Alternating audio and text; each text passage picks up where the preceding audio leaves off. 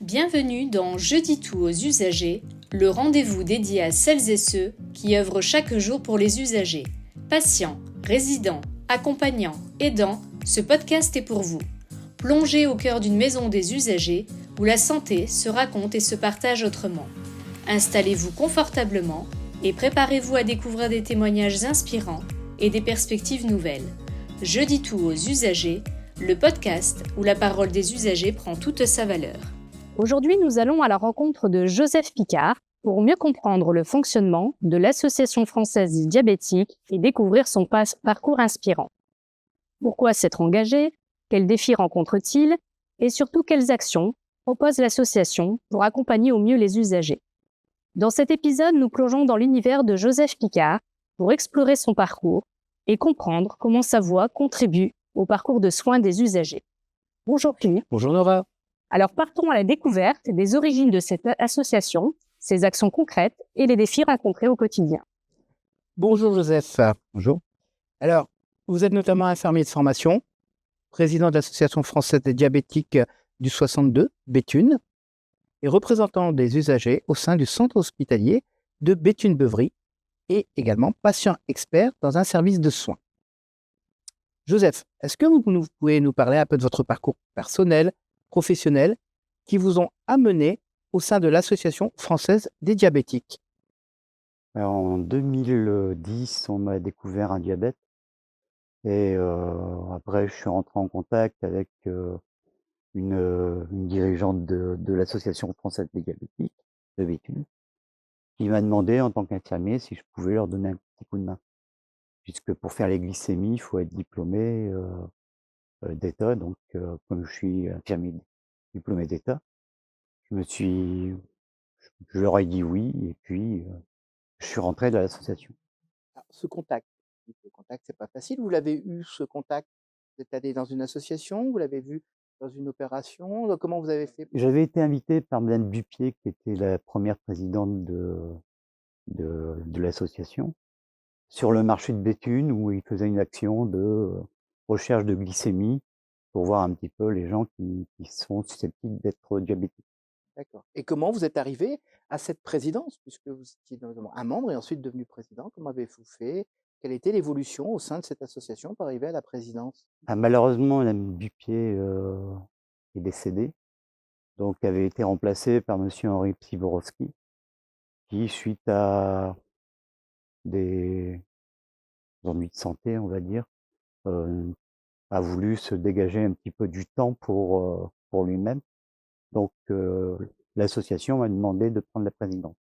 Alors Joseph, la Fédération française des diabétiques, c'est une association de patients au service des patients, dirigée par des patients et présidée par Monsieur Vollet. Donc ça, c'est au niveau national. Il y a plus de 100 associations locales et de délégations qui sont réparties sur le territoire français et qui représentent plus de 4 millions de personnes diabétiques. Elle est en fait cette association, finalement, cette fédération plutôt, elle est ancienne puisqu'elle a été fondée en 1938. Elle est reconnue d'utilité publique en 1976 et elle est agréée depuis 2007 par le ministère de la Santé. Donc moi, j'aurais bien aimé qu'on discute de votre association, l'Association française des diabétiques, 62 Béthune. Et finalement, ce qu'on aurait aimé savoir, c'est qu'est-ce qui a déclenché la création de cette association, qui en est le président, voilà. Est-ce que vous pouvez nous en dire plus? Si vous voulez, avant l'association s'appelait l'ADVP, Association des diabétiques du pays vers Artois. Voilà, c'est la bonne. Donc et en 83, on s'est fédéré avec la Fédération française diabétique, qui nous a donné le nom de AFD 62 Béthune. Donc on a été créé, enfin on a été créé comme ça. D'accord. Alors quelle est sa mission principale? Sa mission principale, c'est de s'occuper des personnes. Donc c'est des diabétiques pour les diabétiques. Donc on fait pas mal de salons. On fait aussi des manifestations sportives. Et aussi, mettons un grand magasin, une grande surface qui nous demande de faire une action. On fait l'action des glycémies. Donc demain, une personne diabétique qui voudra rentrer en contact avec votre association, elle va pouvoir y trouver quoi? Des ateliers, des groupes de parole, de l'information, de l'aide dans ses démarches? Est-ce que vous pourriez nous en dire un peu plus concrètement? Bah, elle va trouver déjà, des personnes, qui essaieront tout au moins de la renseigner au mieux. C'est pour ça que dans notre flyer, il y a 4 personnes qui sont nommées: le président, vice-présidente, trésorier et la secrétaire, qui sommes à même, si vous voulez, puisqu'on est tous patients experts, de donner des conseils aux personnes. Après, il y a la maison des usagers, où on a une permanence, 1 fois par mois et on reçoit les personnes diabétiques et on leur donne des conseils. Des conseils, alors, on soit bien d'accord, pas des conseils médicaux, hein, puisque, voilà. Mais alors des conseils plutôt en hygiène alimentaire, diététique, tout ce qui peut être qualité de vie, j'ai envie de dire, pour bien concilier, sa pathologie avec, une vie ordinaire, c'est bien ça? C'est ça, et on peut leur donner des flyers, on peut leur donner des bouquins sur l'alimentation et tout ça. On a un service documentation qui, moi j'en ai plein la voiture, donc c'est et que j'apporte aussi à l'hôpital pour donner aussi, au service de diabéto. Donc finalement, on est déjà sur de l'expertise patient. Vous mettez, à profit votre expérience de la pathologie au service, d'autres usagers, c'est bien ça? Ouais, c'est bien ça. D'accord. Est-ce que vous avez un projet, un succès qui a été mené par l'association au niveau local dont vous aimeriez, nous parler? Bah, on réussit, si vous voulez, à dépister quand même pas mal de personnes diabétiques qui qui ne se connaissaient pas diabétiques, et on peut comme ça leur faire un suivi. On a la deuxième infirmière qui est madame Cochet, qui s'occupe, elle, de faire les suivis, bien sûr elle pique aussi, mais elle prend les noms, les prénoms, les numéros de téléphone, et elle a comme ça un contact, où on peut revoir un petit peu la personne 1 mois après, pour savoir vraiment ce qu'elle a fait. Il y a des personnes qui nous diront: «Bah non, j'ai rien fait». Il y aura des personnes qui nous diront: «Bah oui, c'est bien, vous nous avez envoyé à temps, j'étais à telle glycémie», et comme ça nous arrive de dépister quand même pas mal de monde. Du dépistage, de la prévention, principalement. D'accord. Alors, vous avez répondu à quelques questions à Nora, mais quelles sont vos actions principales au quotidien? Et surtout, si aujourd'hui je vous contacte, je vous appelle, euh, que puis-je obtenir comme conseil? Que puis-je obtenir de l'association? Si je vous appelle, je vous dis voilà, je suis suivi pour un diabète. Qu'amenez-vous à celui qui veut adhérer à votre association? Ah déjà, on peut lui amener des conseils avec, les différents, médecins qu'on invite, puisque la première semaine de chaque, le premier jeudi de chaque mois, il y a une réunion qui se fait, à la Charité. Donc la Charité qui est située à des 81 rue de la Délivrance à Béthune, et là, on invite, si vous voulez, des médecins, des kinés, des personnes qui s'occupent, des podologues, et on fait des conférences comme ça. On peut même leur faire une conférence sur, le secourisme et le premier, si vous voulez, les premiers gestes qui sauvent. Justement, alors, par rapport à tout ça, est-ce que vous pouvez nous partager une histoire, un témoignage de quelqu'un de votre association, que vous avez découvert quelque chose ou quoi? Est-ce que vous avez quelque chose de concret à nous expliquer? Bah, il y a un exemple qui nous a tous marqués. On était en train de faire un dépistage, dans une grande surface, et là, on a découvert quelqu'un, même nos appareils, ils marquaient LO, donc elle était vraiment trop haute, et HI, pardon. Et de ce fait-là, on l'a envoyée chez son médecin traitant en lui disant: «Surtout, allez-y tout de suite». Donc elle y est allée, elle a été hospitalisée, un peu plus d'une semaine. Moi, je l'ai vue le jeudi, puisque tous les jeudis, après-midi, je suis dans le service, au 5e étage, où je rencontre, l'ensemble du service. Je vais de chambre en chambre, avec l'autorisation bien sûr de la chef de service. Je rencontre aussi les médecins quand ils ont besoin de conseils aussi, puisque ça change tellement. Il y a des gens qui avant ne pouvaient pas avoir de permis, et maintenant ils ont leur permis, définitif. Et d'ailleurs, cette personne que vous avez rencontrée, vous dites elle était LO, c'est-à-dire en dépassement. Et pour en finir, est-ce que vous avez su combien elle avait de grammes ou pas? 5 grammes, d'accord. Bon. Heureusement qu'elle est passée. Oui, elle avait plus de 5 grammes donc oui, et c'était étonnant parce que c'était une dame qui avait eu des enfants de plus de 4 kilos à la naissance. Et c'est un signe comme quoi il y a un risque de diabète, justement, pour les personnes qui ont eu des gros bébés. Est-ce que dans l'association actuellement, vous avez des projets en cours à venir que vous aimeriez nous dire quelques mots dessus?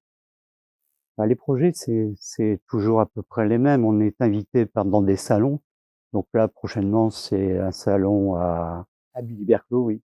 Après, on a des interventions sur Béthune, puisqu'il y aura la journée mondiale du diabète, plus notre salon aussi. Et après, on a toutes les courses qui vont se rattacher. Donc, on ira prendre la glycémie avant le départ et au retour pour voir si la personne a perdu au niveau sucre, ou si jamais elle en a pris, puisque ça peut arriver aussi en sens inverse, puisque le corps récupère le sucre qu'il a en trop et il le remet dans le système. Tout à l'heure, je reviens sur quelque chose, Nora a parlé de 4 millions de personnes, et en aparté, vous m'aviez dit qu'il y a 3 millions de personnes qui s'ignorent diabétiques. Oui, ah oui, 4 millions déclarés et 3 millions qui s'ignorent complètement. Dont la dame Dont que la vous avez dame. croisée à Saint-Grammes qui en Voilà. fait partie. D'accord. Alors, travaillez-vous avec d'autres associations? Alors, on a des accords avec certaines associations où on intervient dans certains plans de prévention avec pour le diabète, justement. On vient faire des conférences aussi dans ces associations. Alors, ça vous amène quoi de travailler avec d'autres associations, des contacts, amener d'autres choses pour vos adhérents? Ça nous amène des contacts, comme ça on peut rentrer un petit peu dans certaines autres associations par le biais de la première association qu'on connaissait. Donc là, on entre maintenant dans les universités où, comme on le sait, les étudiants n'ont pas beaucoup de moyens et ne sont pas toujours bien nourris, on va dire, et bien équilibrés surtout. Alors la question que moi je me suis posée, c'est que bon nombre d'associations nous indiquent bien que le monde du bénévolat est un petit peu perturbé, bouleversé, un peu plus d'ailleurs après la crise du Covid. Est-ce que c'est le cas pour votre association? Est-ce que vous êtes en manque de bénévoles? On est toujours en manque de bénévoles malheureusement, donc quand on fait des actions, on a toujours une grande affiche derrière notre dos disant si jamais vous avez du temps, venez nous donner un coup de main, venez nous aider. Mais c'est toujours le même noyau dur de l'association qui intervient et qui fait les actions. Là, comme là, à Billy-Berclau, j'ai réussi à avoir 5 bénévoles. Alors comment vous voyez l'évolution de votre association dans les années à venir? Est-ce que d'ailleurs, est-ce que vous le vivez déjà actuellement? Est-ce que vous voyez de plus en plus de personnes bénéficiaires en demande? Il y a beaucoup de demandes, par contre, il y a beaucoup moins de personnes qui s'inscrivent dans des associations. Alors, pourquoi? C'est pas le fait de payer une cotisation, du moins je ne pense pas, puisque la cotisation chez nous est de 29 €, donc à l'année, remboursable au premier soin que la personne fera, ou alors un sport. Donc c'est pas ça. Mais les gens, ils ont peur de s'investir dans des associations parce qu'elles croient qu'elles vont perdre du temps et alors que c'est l'inverse. Ça les enrichirait un petit peu. Alors, on les invite d'ailleurs à venir à votre rencontre, qu'ils souhaitent obtenir des informations ou tout simplement s'investir au sein de l'Association française des diabétiques 62 Béthune.